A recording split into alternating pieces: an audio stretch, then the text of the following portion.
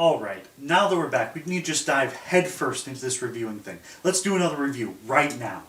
Absolutely, I'm with you 100%. What game are we going to do? The Settlers of Catan. This is a great game. Remember how last season we said that we were going to review it? Now's our chance. Not quite. Do you remember why we didn't review it last season? No, why? It requires 3 to 4 players. Right. Okay, Chaos in the Old World. This is a game set in the Warhammer fantasy setting. I mean, you get to play as one of the 4 Chaos Gods. It's great! Right. And it, too, requires 3 to 4 players. Oh, here we go.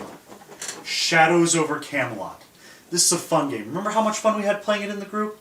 I mean, you get to go on little quests and do all sorts of stuff. It's great! Yes, it's great. But we played it in a group because it requires a minimum of 3 players. Right. Oh, here we go. Save Dr. Lucky. I mean, in this game, you get to unwillfully save an old man who's cantankerous and grumpy from the sinking of the Titanic. Comedy gold right here. Yes, it is, in theory. In practice, it requires a minimum of 3 players.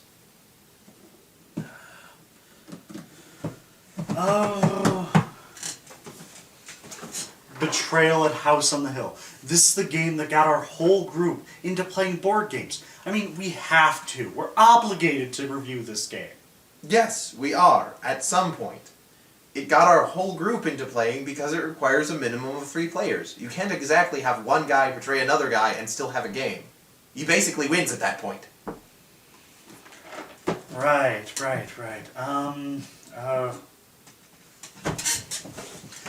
Fist of Dragonstones. I mean, this is a fantasy setting blind bid game. It's great. How can you even have a blind bidding game with only 2 people? What, you have fairy gold in one hand and regular gold in another hand and say, guess which hand?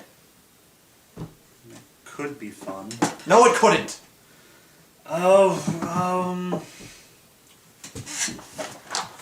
Hunter, Deadly Prey. It's a World of Darkness game. We haven't even played this game yet. Yes. Do you remember why we haven't played this game? I'll give you a hint. It's because it requires 3 players. Don't even get me started on role-playing games. They're best in groups of 4 to 6. Well, all these games require at least 3 players, because if one player gets too far ahead, the others can gang up on him and knock him down a peg. Yes, and that's fun and interesting. It makes for an interesting game, but it doesn't work with 2 people. I mean, most of what we have requires at least 3 people. Look at Carcassonne. Carcassonne is a random city-building game with deep levels of strategy and interesting gameplay that requires a minimum of 2 players.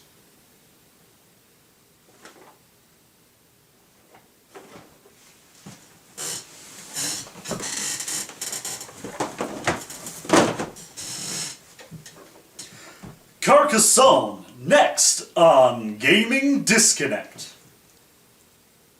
So you can just cut out all that other stuff, right? Nope. Oh.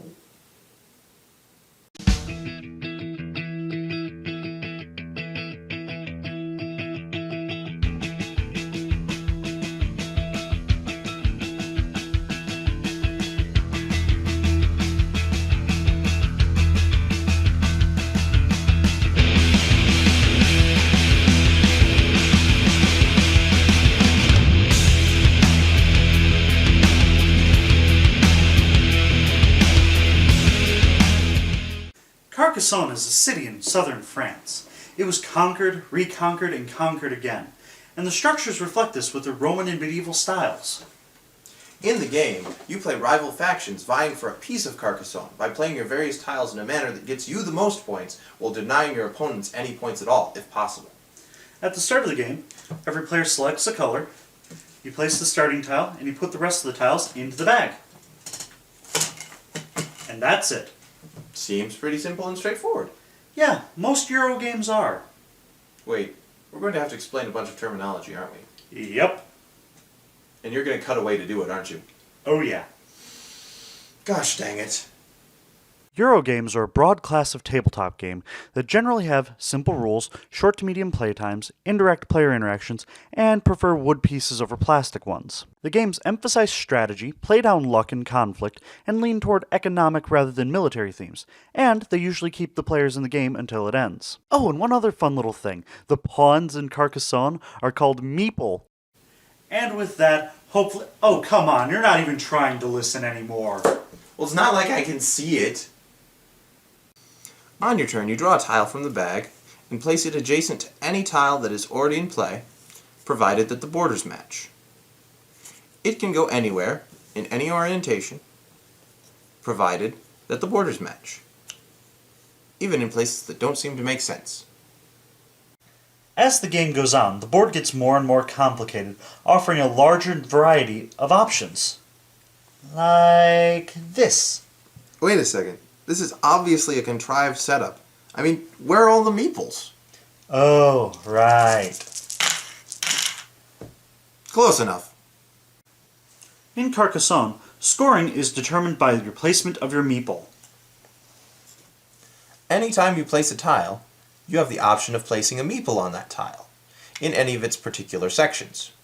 If you place a knight in a city, you'll score 2 points for every tile that the city occupies when it's completed, plus an additional 2 points for each pennant that the city has.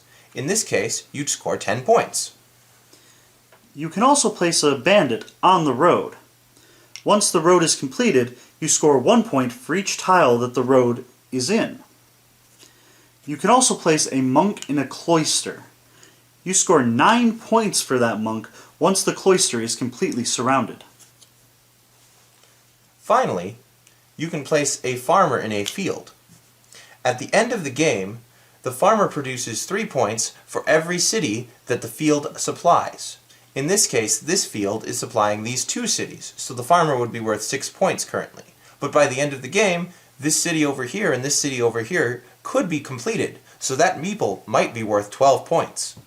Alright, my turn. Oh. This is an interesting situation. So this tile doesn't actually play anywhere, because none of its borders match any of the borders of the tiles already played. Not even right there. So, once everyone has agreed that this tile can't be played, it's put back in the box, and a different tile is drawn for that player for that turn. And then provided that tile plays somewhere, like here, the game progresses as normal. Wait a second. Why are there 3 groups? Oh, right. In true Eurogame fashion, there is no direct conflict between the players, but there can still be indirect conflict. For example, if I have a road with a bandit on it, you can't simply play another road next to it and put a bandit on that, because that would bring you into direct conflict with me. But, if through the course of play, your road happens to connect to my road and both have bandits on them, then whoever has the most bandits scores all the points for it. In the case of a tie, both players score all the points as well. This is true of roads, cities, and farms, but not of cloisters. Now, some of you out there may be concerned because this game does not involve dice. It's okay. You can roll meeple instead. It's a lot like rolling dice. Now, there's an extra little rule that I made up. When you place a tile, you can, instead of placing a meeple on it, you can roll the meeple. If it lands like this, you score 2 points. One of the greatest things about Carcassonne is the maps that you make end up not necessarily being coherent, but being individuals, having their own character, their own sort of appeal. Cities don't necessarily have to be big or small. Roads don't necessarily have to go anywhere. It can all sort of go in circles. And that's okay, because Carcassonne is a game about randomness, but it's also a game about order and construction, and when those things come together, the end result is actually pretty darn cool. And that's Carcassonne. It's a straightforward Euro game that's a great entry-level game for people who are new to the hobby and want to try something out. Yep, it's quick to pick up, easy to learn, and you're never out of the game until the very end. So, that's one down, but we're really going to have to think about what we're going to do next, what with there only being 2 of us. Yeah. You want to do a brainstorming session until next episode? Nope. I'm gonna go play Skyrim.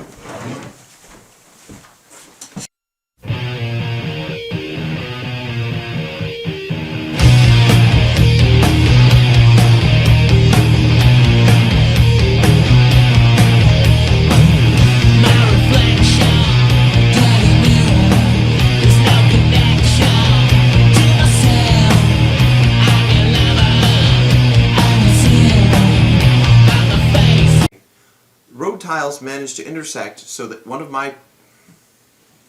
Okay. Can still be indirect conflict. I flipped it. Okay. Because that would bring you into direct conflict with me. I can't simply bolster my road by placing more bandits on the adjacent... Dang it!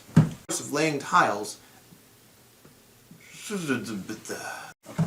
I never mess up my lines.